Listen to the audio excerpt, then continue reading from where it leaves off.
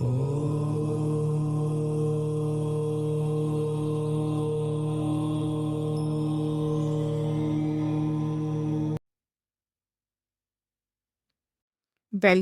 To my YouTube channel spiritual talks. Guru Arjun Dev ji फरमाते हैं, हरि का सेवक सो हरि जेहा, भेद न जाने मानस देहा। अर्थात मालिक के भक्त या प्रेमी मालिक की भक्ति करके मालिक का रूप हो जाते हैं। उनमें और परमात्मा में कोई अंतर या फर्क नहीं होता। उनका परमात्मा के साथ वही संबंध होता है जो एक लहर का समुद्र के साथ होता है। गुरु अर्जुन देव जी फरमाते हैं, जेव जल तरंग उठी बहु भांति, फिरी सल्ले सरल समाइंदा। जिस प्रकार पानी में 2-4 मिनटों के लिए लहरें उठती हैं और फिर पानी में ही समा जाती हैं, इसी प्रकार गुरुमुख परमात्मा रूपी समुद्र में से आते हैं और वापस जाकर उसी में समा जाते हैं। अगर कोई चीज हम लहर के हवाले कर दें तो लहर उसे साथ लेकर समुद्र की तह में समा जाती है।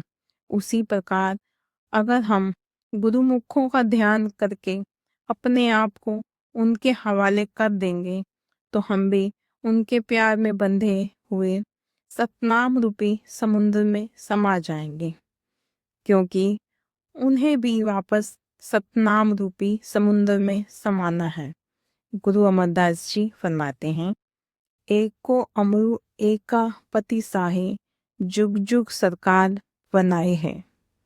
आप फरमाते हैं, परमात्मा एक ही है, वह सबका दाता है, बादशाह है। संत मत उसके द्वारा भेजे हुए शासक हैं जो हर युग में आते हैं।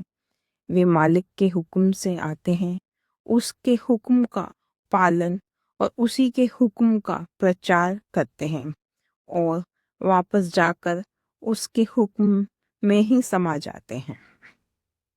हमें गुरुमुखों का ध्यान करना चाहिए, क्योंकि उनका असली स्वरूप शब्द होता है, नाम होता है। अब सवाल उठता है कि हमें किस गुरुमुख का ध्यान करना चाहिए, जिन्होंने हमें शब्द का भेद दिया, नाम प्रदान किया।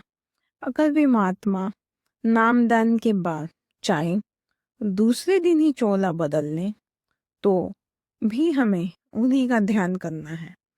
अपने ख्याल को डोलने नहीं देना है, सदा अपना ख्याल को उन्हीं की ओर रखना है।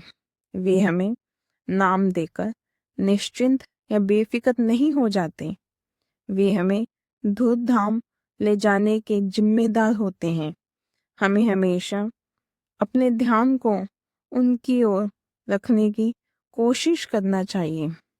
हमें अपने सतगुरु का ध्यान करना चाहिए। उनके स्वरूप के साथ ध्यान के द्वारा हमें हमारी आत्मा अथवा सूरत को अंदर तीसरे तिल में ठहरने की आदत पड़ जाती है। स्वामी जी महाराज ने समझाया है, पहली पौड़ी सुमिरन की और दूसरी ध्यान की, तीसरी क्या है? जब सुमिरन द्वारा सिमटा हुआ ख्याल ध्यान के द्वारा टिक जाएगा तो फिर शब्द हमारी आत्मा को खींचकर मालिक की ओर ले जाएगा। इसलिए हमें सुमिरन और ध्यान का साधना करनी है और अपनी सूरत या आत्मा को शब्द के साथ जोड़ना है।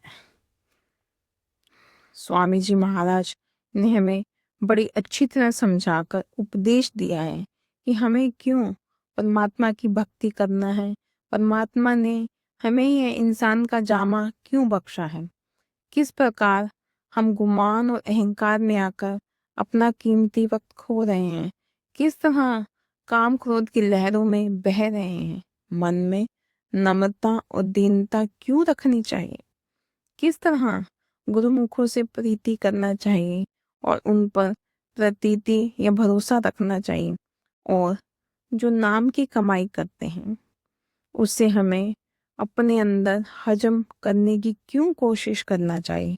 आपने समझाया मन का कहना क्यों नहीं मानना चाहिए, सतगुरु के कहने पर क्यों चलना चाहिए, सिमरन कैसे करना है, ध्यान किसका और किस तरह करना है, और आत्मा को शब्द के साथ किस प्रकार जोड़ना है।